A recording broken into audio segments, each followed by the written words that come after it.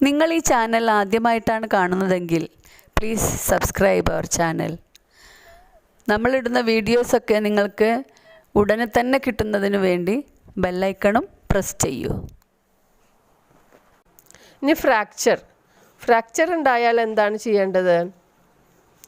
Sometimes bones fracture due to accidents. ചിലപ്പോൾ അപകടം ഉണ്ടാകുമ്പോൾ എല്ലുപൊട്ടുകല്ലൊക്കെ ഉണ്ടാകാറുണ്ട് അല്ലേ? സാധാരണ നമ്മുടെ സ്കൂളിലെ കുട്ടികൾക്കൊക്കെ ചില സമയത്തൊക്കെ കളിക്കുന്ന സമയത്ത് നമ്മുടെ ബോൺ ഫ്രാക്ചറൊക്കെ ഉണ്ടാവാറുണ്ട്.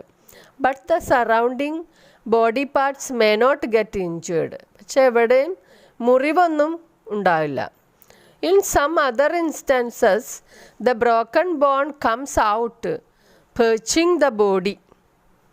നമ്മുടെ ശരീരത്തെ തുളച്ച് പുറത്തു വന്നിട്ടുണ്ടാവും. The broken bone, പൊട്ടിയ എല്ല്, comes out, perching the body. ബോഡീനെ തുളച്ച് പുറത്തു വന്നിട്ടുണ്ടായിരിക്കും.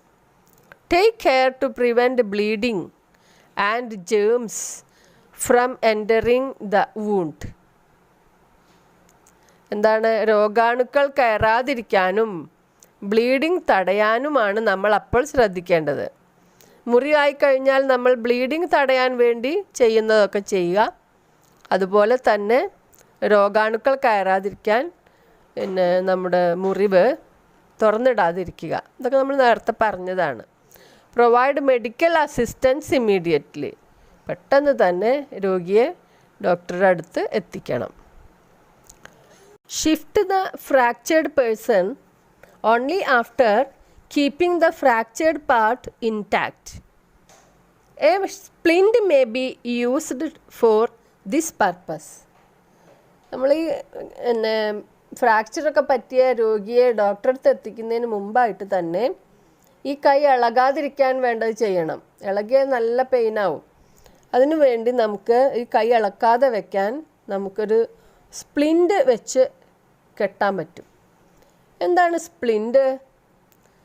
നമ്മുടെ പുസ്തകത്തിൽ അത് കൊടുത്തിട്ടുണ്ട്. While dressing the fractured part, a splint is used to prevent the movement of joints above and below the fractured bone. ഫ്രാക്ചറായ ആ ബോണിൻ്റെ മുകളിലും താഴെയുമുള്ള ജോയിൻറ്റ്സ് ഇളകാതിരിക്കാൻ വേണ്ടിയിട്ട് ആണ് നമ്മൾ സ്പ്ലിൻ്റ് ഉപയോഗിക്കുന്നത്. എന്താണ് സ്പ്ലിൻ്റ് എന്ന് പറഞ്ഞാൽ? എ നോർമൽ റൂളർ, ഒരു സ്കെയിൽ എടുക്കുക. തിൻ പീസ് ഓഫ് വുഡ് അല്ലെങ്കിൽ മരക്കഷ്ണം അല്ലെങ്കിൽ cardboard etcetera can be used for this. ഇപ്പോൾ നമ്മുടെ സ്കൂളിലൊക്കെ ആണെന്നുണ്ടെങ്കിൽ എപ്പോഴും മരത്തിൻ്റെ സ്കെയിലും ഒക്കെ ഉണ്ടാകും അല്ലേ? കാർഡ്ബോർഡ് കഷ്ണം ഒക്കെ ഉണ്ടാകും. അപ്പോൾ നമ്മൾ അത് വെച്ചിട്ട് വേണം നമ്മുടെ ഈ കൈ കെട്ടാൻ. കൈ പതുക്കെ കെട്ടിയതിന് ശേഷം കൈ ചുമലിലേക്ക് കെട്ടി വയ്ക്കും നമ്മൾ അല്ലേ? അവിടുന്ന് അങ്ങോട്ട് ഒട്ടും ഇളകാതിരിക്കാൻ വേണ്ടി കഴുത്തിലൊരു ക്ലോത്ത് കൊണ്ട് കെട്ടിയിട്ട് അവിടെയാണ് കൈ തൂക്കി വയ്ക്കും. അങ്ങനെ വേണം നമ്മൾ ഡോക്ടറെ അടുത്ത് കൊണ്ടുപോകാൻ. അപ്പോൾ സ്പ്ലിൻ്റ് എന്താണെന്ന് വെച്ചാൽ സ്പ്ലിൻ്റായിട്ട് നമുക്ക് ഒരു സ്കെയിലോ അല്ലെങ്കിൽ ഒരു പീസ് ഓഫ് വുഡോ അല്ലെങ്കിൽ ഒരു കാർഡ്ബോർഡ് പീസോ ഉപയോഗിക്കാം. ഇനി ഫുഡ് ചോക്കിംഗ് ആണ്. ഭക്ഷണം തൊണ്ടയിൽ കുടുങ്ങിയാൽ food choking. Food getting blocked in the throat is a dangerous situation. വളരെ അപകടമായ ഒരു സിറ്റുവേഷനാണ് ഭക്ഷണം തൊണ്ടയിൽ കുടുങ്ങുക എന്നുള്ളത്. The immediate first aid provided at the time helps to save life. ആ ജീവൻ രക്ഷിക്കാൻ വേണ്ടി നമ്മൾ ഇമ്മീഡിയറ്റായിട്ട് പെട്ടെന്ന് തന്നെ ഫസ്റ്റ് എയ്ഡ് കൊടുക്കണം. എന്താണ് അതിനുള്ള ഫസ്റ്റ് എയ്ഡ്? എന്താണ്? Press the stomach with one hand. Picture നോക്കുക കേട്ടോ. അതേപോലെ നമ്മുടെ സ്റ്റൊമക്ക് പ്രസ് ചെയ്യുക. വയറിൽ മുകൾ ഭാഗത്ത് നന്നായിട്ട് അമർത്തുക. മറ്റേ കൈ കൊണ്ട് എന്ത് ചെയ്യുക? And tap strongly on the back of the affected person. അയാളുടെ മുതുകിൽ നന്നായിട്ട് അടിക്കുക. നന്നായിട്ട് അടിക്കണം. If the food does not come out even after this is done for 3 to 5 times. ഇപ്പോൾ നമ്മൾ 3 മുതൽ 5 വരെ എന്ന് പറഞ്ഞാൽ 4-5 വട്ടം ഇങ്ങനെ ബലമായി അടിക്കുമ്പോഴും ഈ ഫുഡ് പുറത്ത് വന്നില്ലെങ്കിൽ പെട്ടെന്ന് തന്നെ നമ്മൾ ഡോക്ടറെ അടുത്ത് എത്തണം. Provide medical assistance immediately. ഡോക്ടറുടെ സഹായം തേടുക. മനസ്സിലായോ? എന്താണ് ചെയ്യേണ്ടത്? Press the stomach with one hand and tap strongly on the back of the affected person. ഒരു കൈ കൊണ്ട് വയറിൽ അമർത്തി പിടിച്ച് കുനിച്ച് നിർത്തിയെന്ന് കണ്ടോ, അതുപോലെ നിർത്തണം. എന്നിട്ട് മുതുകത്ത് മറ്റേ കൈ കൊണ്ട് ശക്തിയായി അടിക്കുക. അപ്പോൾ ഫുഡ് പുറത്ത് വരും. ഇനി വന്നില്ലെങ്കിൽ 3, 4, 5 തവണ അടിച്ചിട്ടും വരുന്നില്ലെങ്കിൽ നമ്മൾ പെട്ടെന്ന് ഡോക്ടറെ അടുത്ത് കൊണ്ടുപോവുക. ബേൺസ്, പൊള്ളൽ. Have you ever suffered from burns? നിങ്ങളെപ്പോഴെങ്കിലും പൊള്ളിയിട്ടുണ്ടോ? നിങ്ങൾക്ക് what are the situations of getting burns? ഏതൊക്കെ സിറ്റുവേഷനിലാണ് നമുക്ക് ഈ തീപ്പൊള്ളൽ ഉണ്ടാവാൻ സാധ്യത? എപ്പോഴൊക്കെയാണ് തീപ്പൊള്ളൽ ഉണ്ടാവുക? When acid false on the body. ആസിഡുകൾ ഏതെങ്കിലും ശരീരത്ത് വീണാൽ പൊള്ളലുണ്ടാകും. From hot objects. ഇപ്പം നമ്മൾക്കൊക്കെ ഈ ആസിഡ് വീണിട്ടൊന്നല്ല, കുട്ടികൾക്കും വീട്ടിലെ അമ്മമാർക്കൊക്കെ എന്തെന്നാണ് ബേൺസ് ഉണ്ടാകുന്നത്? പിന്നെ ഹോട്ട് ഒബ്ജക്ട്സിൽ നിന്നാണ്. ചൂടായ വസ്തുക്കളിൽ നിന്ന്, കുക്കറിൽ നിന്നോ ചായപാത്രത്തിൽ നിന്നോ അല്ലെങ്കിൽ ചോറിൻ്റെ പാത്രത്തിൽ നിന്നോ അതുപോലെയുള്ള ഹോട്ട് ഒബ്ജക്ട്സ് നിന്നാണ്. ഹോട്ട് ഒബ്ജക്ട്സിൽ നിന്നാണ്. From hot objects. പിന്നെ വെൻ ക്ലോത്ത്സ് ക്യാച്ച് ഫയർ. ചിലപ്പോൾ മെഴുകുതിരിയിൽ നിന്നോ അല്ലെങ്കിൽ സ്റ്റൗവിൽ നിന്നോ എപ്പോഴെങ്കിലും ഡ്രസ്സിൽ തീ പിടിച്ചാൽ അങ്ങനെയും പൊള്ളലുണ്ടാവും. When clothes catch fire. What should be done when there is a burn? ഒരു ബേൺ നമുക്കുണ്ടായാൽ, ഒരു പൊള്ളൽ നമുക്കുണ്ടായാൽ നമുക്ക് എന്താണ് ആദ്യമായിട്ട് ചെയ്യുക? Pure water continuously. Pure water continuously over the burned area. അപ്പോൾ ആ കുട്ടി നോക്കൂ, പൈപ്പ് തുറന്ന് കൈ കൂടെ വെള്ളം ഇങ്ങനെ കളയുന്നുണ്ട്. അതുപോലെ തുടർച്ചയായി വെള്ളം വളരെ സാവധാനത്തിൽ നമ്മുടെ ബേൺഡ് ഏരിയയിൽ ഒഴിക്കുക. Don't put ice on the burned area. ഇവിടെ നമ്മൾ പൊള്ളിയ സ്ഥലത്ത് ഐസ് വെക്കരുത്. Don't put ice on the burned area. Don't pull away the clothes stuck to the burned area.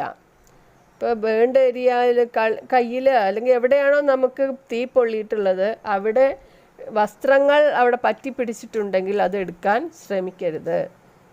Don't apply anything as medicine on the burned area. നമ്മൾ പൊള്ളിക്കഴിഞ്ഞാൽ നമ്മുടെ വീട്ടിൽ തന്നെ പലതും ചെയ്യുന്നവരുണ്ട്. പിന്നെ ടൂത്ത് പേസ്റ്റ്, അതുപോലെ അങ്ങനെയുള്ള പല പല മെഡിസിൻസ് മരുന്നെന്ന് വിചാരിച്ച് പുരട്ടരുത്. മരുന്ന് തന്നെ പുരട്ടുക. Don't apply anything as medicine on the burned area. When the dress catches fire. വസ്ത്രത്തിൽ തീ പിടിച്ചാൽ എന്തൊക്കെ ചെയ്യണം? എന്താണ് ചെയ്യേണ്ടത്? Try to extinguish the fire using water. Water use ചെയ്തുകൊണ്ട് തീ കെടുത്താൻ ശ്രമിക്കുക. എക്സ്റ്റിങ്ക്വിഷ്.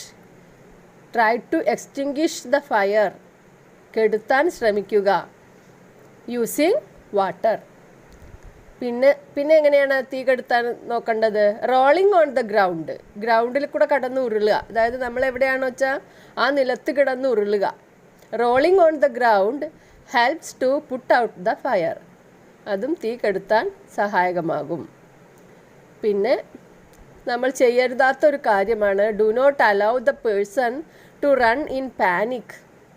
നമ്മൾ പേടിച്ച് പാനിക്കായിട്ട് അങ്ങോട്ട് ഓടരുത്. തീ പിടിച്ചു ഡ്രസ്സിൽ എന്നും പറഞ്ഞിട്ട് ഓടരുത്. അതെന്താണ്? Fire blazes by the wind. നമ്മൾ ഓടുമ്പോൾ ഒരു കാറ്റുണ്ടാവും അല്ലേ?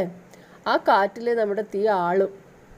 നമ്മുടെ മേലുള്ള തീയെ കൂടുതൽ ആളി കത്തുകയാണ് ചെയ്യുക. Fire blazes by the wind. Cover the person immediately with a thick blanket.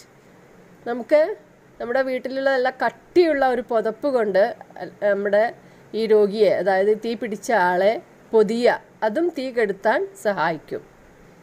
അല്ലെങ്കിൽ ഇപ്പോൾ നമ്മളിപ്പോൾ പുറത്തെവിടെയെങ്കിലും ആണെങ്കിൽ ചാക്കോ എന്താണോ നല്ല കട്ടിയുള്ള ഒരു വസ്തു കൊണ്ട് അതിനെ നമ്മളെ പൊതിഞ്ഞാൽ തീയ് കെടും. What are the precautions that can be taken to avoid burns? Burns ഒഴിവാക്കാൻ നമുക്ക് എടുക്കാവുന്ന പ്രിക്കോഷൻസ് എന്തൊക്കെയാണ്? Do not wear easily inflammable clothes when handling fire. തീയുമായി ബന്ധപ്പെട്ട ജോലികൾ ചെയ്യുമ്പോൾ പെട്ടെന്ന് തീ പിടിക്കുന്ന വസ്ത്രങ്ങൾ ധരിക്കാതിരിക്കുക. Be very careful while working with fire. തീയുമായി ബന്ധപ്പെട്ട ജോലി ചെയ്യുമ്പോൾ വളരെയധികം കെയർഫുൾ ആയിരിക്കണം. Be very careful while handling acids. Acid കൈകാര്യം ചെയ്യുമ്പോഴും നല്ല പോലെ ശ്രദ്ധ ഉണ്ടാകണം. ഇങ്ങനെയൊക്കെ ചെയ്താൽ നമുക്ക് പൊള്ളൽ ഒഴിവാക്കാൻ കഴിയും. അടുത്തത് സ്നേക്ക് ബൈറ്റ്, പാമ്പുകടി. What first aid can be given to a person bitten by a snake? എന്ത് ഫസ്റ്റ് എയ്ഡാണ് നമുക്ക് ഒരു പാമ്പ് കടിച്ച ആൾക്ക് കൊടുക്കാൻ കഴിയുന്നത്? അതിലൊന്നാമത്തെ കാര്യം, കൺസോൾ ദ പേഴ്സൺ. ആരാണോ പാമ്പ് കടിയേറ്റ ആളെ നമ്മൾ ആശ്വസിപ്പിക്കുക. Console the person.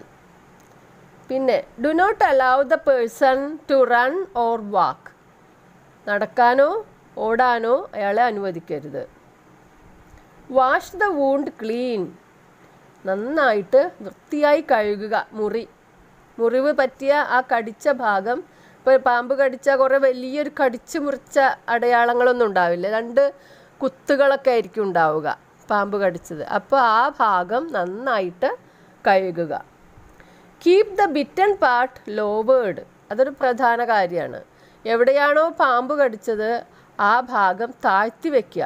ഇപ്പോൾ കാലിലാണെങ്കിൽ കാലൊക്കെ തൂക്കിയിട്ട് ഇരിക്കുക, കയ്യിലാണെങ്കിലും കൈ തൂക്കിയിട്ട് ഇരിക്കുക, താഴ്ത്തി വയ്ക്കുക. Provide medical assistance at the earliest. എത്രയും പെട്ടെന്ന് നമ്മൾ വൈദ്യസഹായം തേടുക. പിന്നെ there are poisonous and non poisonous snakes. 2 തരം പാമ്പുകളാണ്, ഒന്ന് വിഷമുള്ളതും ഒന്ന് നോൺ പോയ്സണസും. പോയ്സണസും നോൺ പോയ്സണസും, വിഷമുള്ളതും വിഷമില്ലാത്തതും. Identifying the snake will make the treatment easy. നമ്മൾ ഏത് സ്നേക്കാണ് കടിച്ചത് എന്ന് ഐഡൻറ്റിഫൈ ചെയ്യുകയാണെങ്കിൽ ട്രീറ്റ്മെൻറ്റ് ഈസിയാവും. അതിനനുസരിച്ച മരുന്നല്ലേ നമ്മൾ കൊടുക്കുന്നത്. ആൻറ്റിവെനിം കൊടുക്കാൻ അപ്പോൾ എളുപ്പമാകും. ഏത് പാമ്പാണ്, identifying the snake will make the treatment easy. ഇനി what are the precautions that can be taken against snake bites? നമ്മുടെ പാമ്പ് കടി ഏൽക്കാതിരിക്കാൻ നമുക്ക് എടുക്കാവുന്ന പ്രിക്കോഷൻസ് എന്തൊക്കെയാണ്? Note them down. അത് നമ്മൾ എഴുതുക. എന്താണ് പാമ്പ് കടി ഏൽക്കാതിരിക്കാൻ നമുക്ക് ചെയ്യാവുന്ന കാര്യങ്ങൾ എന്തൊക്കെയാണ്? ശ്രദ്ധയോടെ നടക്കുക, അല്ലേ? ഒന്നാമത്തെ കാര്യം, ഡോണ്ട് വാക്ക് കെയർലെസ്ലി. ഒരിക്കലും അശ്രദ്ധമായി നടക്കരുത്. അതിലേറെ ഇമ്പോർട്ടൻ്റ് ആയ ഒരു കാര്യമാണ് നമ്മുടെ സറൗണ്ടിങ്സ് ഒക്കെ ക്ലീൻ ആക്കി വെക്കുക എന്നുള്ളത്. Keep our surroundings clean. നമ്മൾക്കപ്പോൾ ഈ പാമ്പ് വരുന്നത് പെട്ടെന്ന് തന്നെ നമ്മുടെ ശ്രദ്ധയിൽപ്പെടും, നമുക്ക് കടിയേൽക്കാതെ നമുക്ക് ഒഴിഞ്ഞു പോകാൻ സാധിക്കും. കീപ് ദ സറൗണ്ടിങ്സ് ക്ലീൻ, ഒന്നാമത്തെ കാര്യം. 2, ഡോണ്ട് വാക്ക് കെയർലെസ്ലി. നമ്മൾ നടക്കുമ്പോൾ ശ്രദ്ധയോടെ നടക്കുക. Use a torch while going out at night. നൈറ്റിൽ പുറത്തു പോകുമ്പോൾ ടോർച്ച് ഉപയോഗിക്കുക. പിന്നെ അതേപോലെ തന്നെ ഡോണ്ട് ഹേർട്ട് സ്നേക്സ്. സ്നേക്സിനെ നമ്മൾ വേദനിപ്പിക്കാതിരിക്കുക. കാരണം അധികവും സ്നേക്ക് ബൈറ്റ് നമുക്ക് കിട്ടുന്നത് അതിനെ ഹേർട്ട് ചെയ്തത് കൊണ്ടാണ്. നമ്മൾ ചവിട്ടുമ്പോഴോ അങ്ങനെയൊക്കെയാണ് അത് കടിക്കുന്നത്. അപ്പോൾ ഡോണ്ട് ഹേർട്ട് സ്നേക്സ്. ഡ്രോണിങ്, മുങ്ങി മരിക്കുന്നു അല്ലേ? നമ്മൾ കേട്ടിട്ടുണ്ട് എല്ലാ മഴക്കാലങ്ങളിലും നമ്മൾക്ക് കുട്ടികൾക്കും ഇപ്പം അടുത്ത സമയത്ത് പോലും ക്വാറിയിലൊക്കെ മുങ്ങി മരിച്ചതായിട്ട് കേട്ടു അല്ലേ? അപ്പോൾ എന്താണ് പറയുന്നത്? Knowing to swim will reduce accidents in water. വെള്ളത്തിലെ അപകടങ്ങൾ, വെള്ളത്തിലെ ആക്സിഡൻറ്റ്സ് റെഡ്യൂസ് ചെയ്യാൻ നമ്മൾക്ക് നീന്തൽ അറിയുന്നത് നല്ലതാണ് അല്ലേ? Knowing to swim will reduce accidents in water. നീന്തൽ അറിയുന്നത് വെള്ളത്തിലെ അപകടങ്ങളെ കുറയ്ക്കുന്നു. We can bring a person who fell in water ashore. നമുക്ക് വെള്ളത്തിൽ വീണ ഒരാളെ കരയ്ക്കെത്തിക്കാൻ എന്തൊക്കെ ചെയ്യാം? By providing him a long rope. അയാൾക്കൊരു നീളമുള്ള കയർ ഇട്ട് കൊടുത്തുകൊണ്ട്, കയറല്ലെങ്കിൽ ഒരു ക്ലോത്ത് അല്ലെങ്കിൽ ഒരു പീസ് ഓഫ് വുഡ്, നമ്മുടെ അടുത്താണ് ആൾ നിൽക്കുന്നതെങ്കിൽ ഒരു മരക്കഷ്ണമാണെങ്കിലും നീട്ടിക്കൊടുത്താൽ അതിൽ പിടിച്ച് ആ ആൾ നീന്തി വന്നോളും. നീന്താൻ അറിയില്ലെങ്കിലും അപ്പോൾ എങ്ങനെയെങ്കിലും ഇങ്ങോട്ട് എത്തും, നീന്തും. One should take care of himself while trying to save a person drowning in water. വെള്ളത്തിൽ എങ്ങനെ ഡ്രോണിങ് ഇൻ വാട്ടർ എന്ന് പറഞ്ഞാൽ വെള്ളത്തിൽ മുങ്ങി മരിക്കാൻ പോകുന്ന ഒരാളെ നമ്മൾ രക്ഷിക്കുമ്പോൾ നമ്മളെ നല്ലപോലെ ശ്രദ്ധിക്കണം. അല്ലെങ്കിൽ ആ ആൾ പേടി കൊണ്ടും വെപ്രാളം കൊണ്ടും നമ്മളെ അങ്ങോട്ട് പിടിച്ചു വലിക്കും. One should take care of himself while trying to a person drowning in water. നല്ല ശ്രദ്ധ വേണം. Do not jump into the water if you do not know swimming. അപ്പോൾ നമ്മുടെ ഏറ്റവും അടുത്ത ആളാണ് വെള്ളത്തിൽ വീണതെങ്കിലും നമുക്ക് നീന്തൽ അറിയില്ലെങ്കിൽ ഒരിക്കലും അതിലേക്ക് എടുത്ത് ചാടരുത്. എങ്ങനെയെങ്കിലും രക്ഷിക്കാം എന്ന് വിചാരിച്ച് എടുത്ത് ചാടരുത്. അപ്പോൾ നമ്മൾ എന്താ ചെയ്യേണ്ടത്? Try to seek the help of others. നമ്മളവിടെ നിന്നുകൊണ്ടോ അല്ലെങ്കിൽ ഓടിപ്പോയിട്ടോ ആളുകളെ വിളിച്ചു വരുത്തുകയാണ് വേണ്ടത്. നമ്മളും കൂടി ചാടിയ നീന്തൽ അറിയാത്ത ആൾക്കും കൂടി അപകടം പറ്റും അല്ലേ? ഇനി അടുത്തത് ഇലക്ട്രിക് ഷോക്ക്. ഇലക്ട്രിക് ഷോക്ക് അതേപോലെ തന്നെയാണ്, വളരെ വളരെ സീരിയസ് ആയ ഒരു കാര്യമാണ് അല്ലേ? നമ്മൾ ശ്രദ്ധിക്കേണ്ട ഒരു കാര്യമാണ്. Don't we use A number of electric equipments. നമ്മൾ ഇപ്പോൾ നിരവധി വളരെയധികം ഇലക്ട്രിക് എക്യുപ്മെൻറ്റ്സ് ഉപയോഗിക്കുന്നുണ്ട്, ഇലക്ട്രിക് ഉപകരണങ്ങൾ. Great care should be taken while using dum. വളരെയധികം ശ്രദ്ധ കൊടുക്കണം ഈ ഉപകരണങ്ങൾ യൂസ് ചെയ്യുമ്പോൾ. ഇലക്ട്രിക് എക്യുപ്മെൻറ്റ്സ് യൂസ് ചെയ്യുമ്പോൾ വളരെ കെയർ കൊടുക്കണം. What could be done to save a person from an electric shock. Electric shock അടിച്ച ഒരാളെ രക്ഷിക്കാൻ നമുക്ക് എന്താണ് ചെയ്യാൻ പറ്റുക?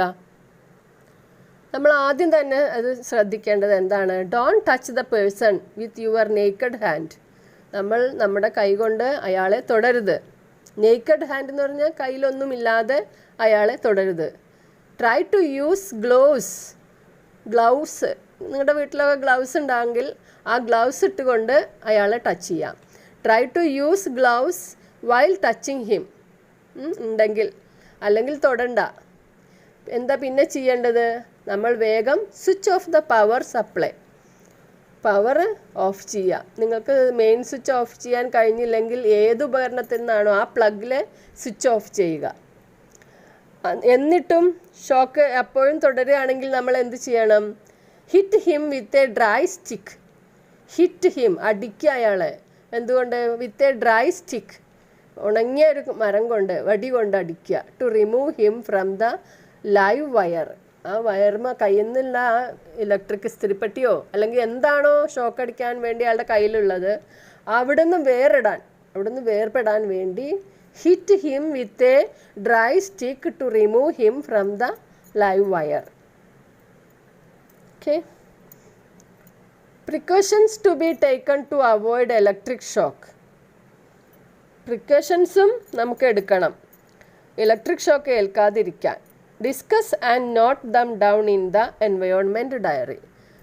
അത് നമ്മൾ ഡിസ്കസ് ചെയ്തിട്ട് നോട്ടിൽ എഴുതണം എന്തെല്ലാം പ്രിക്കോഷൻസ് ആണ് എടുക്കാൻ കഴിയുന്നത് എന്ന്. Precautions to be taken to avoid electric shock.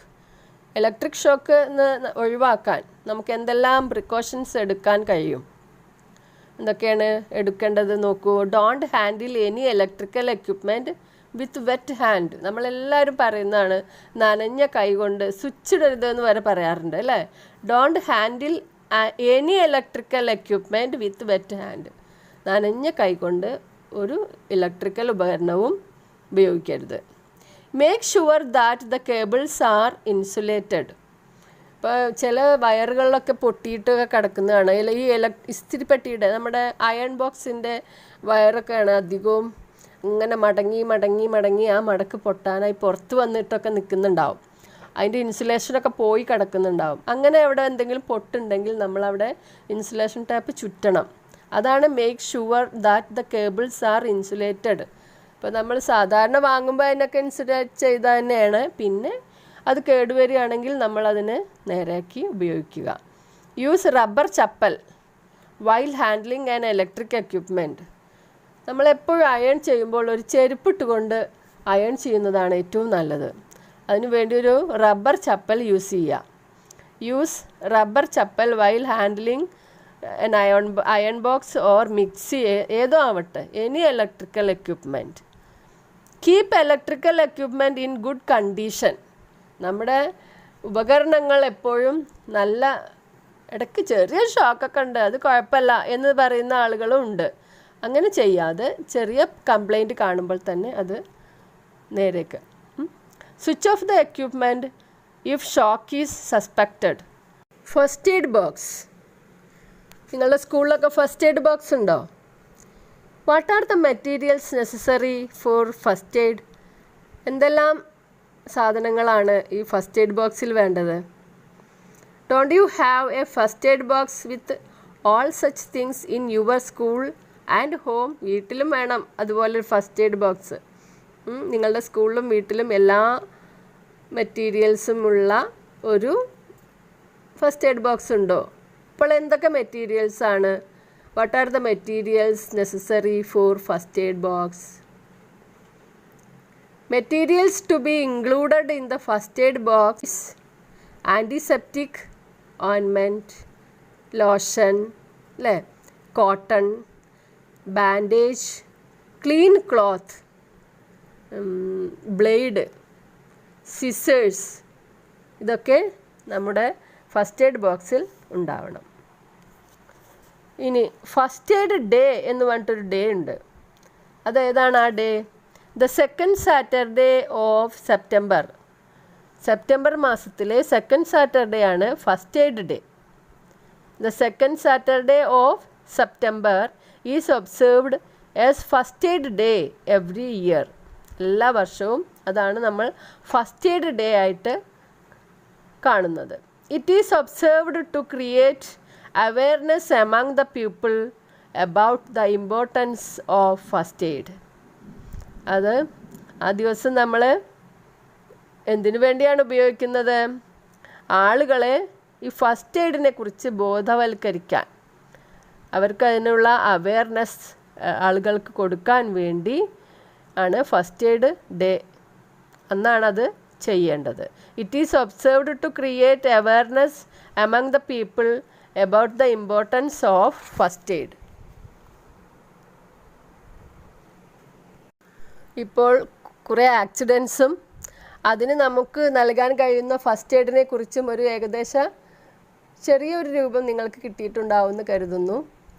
നിങ്ങളുടെ കൺമുന്നിൽ എന്തെങ്കിലും ആക്സിഡൻസ് കാണുകയാണെങ്കിൽ നിങ്ങൾക്ക് ഈ ഫസ്റ്റ് എയ്ഡിനെ കുറിച്ച് നിങ്ങളുടെ കൂടെയുള്ള വലിയവരെ ഓർമ്മിപ്പിക്കുകയോ നിങ്ങൾക്ക് ചെയ്യാൻ കഴിയുന്നത് ചെയ്യുകയോ ചെയ്യണം. It is our duty.